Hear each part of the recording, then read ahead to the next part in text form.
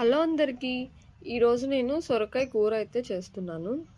అది ఎలా చేయాలో నేను మీకు ఫుల్ వీడియో ఇప్పుడు చూసేయండి. సొరకాయ వచ్చేసి నేను 1/2 kg తీసుకున్నాను.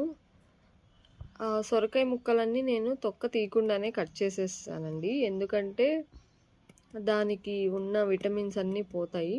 ఎందుకంటే సొరకాయ కూడా లేతగా ఉంది. సో అందుకని నేను కట్ చేయలేదన్నమాట. సో మొత్తం కట్ చేసేసుకున్నాను. ఇప్పుడు ప్రాసెస్ ఏంటో చూపిస్తా. సో ఇక్కడ పొయ్యి మీద నేను కుక్కర్ అయితే పెట్టేసుకున్నాను. మీరు కావాలంటే కళాయి కూడా పెట్టుకోవచ్చు, గిన్నె కూడా పెట్టుకోవచ్చు.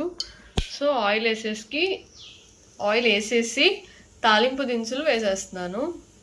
సో ఫస్ట్ అయితే తాలింపు దినుసులు, అందులోని కొంచెం మెంతులు యాడ్ చేసుకోండి, టేస్ట్ చాలా బాగుంటుంది.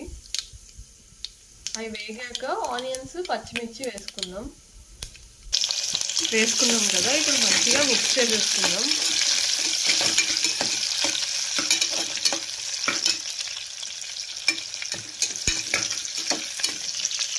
కొంచెం పసుపు వేసుకుందాం.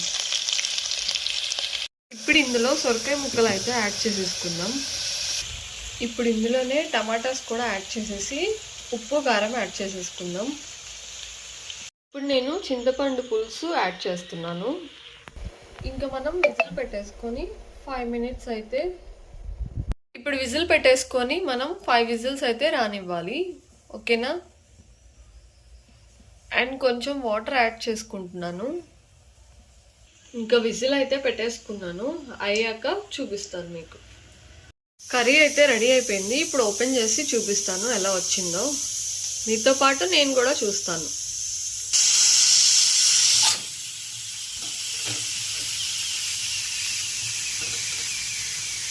ప్రెషర్ అంతా పోతుంది.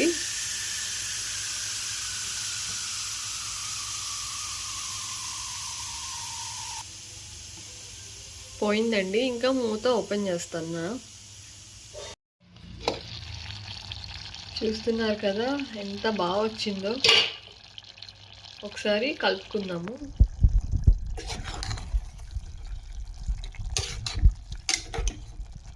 మీరు ఇంకా పులుసు కావాలంటే ఇంకొంచెం వాటర్ యాడ్ చేసుకోండి.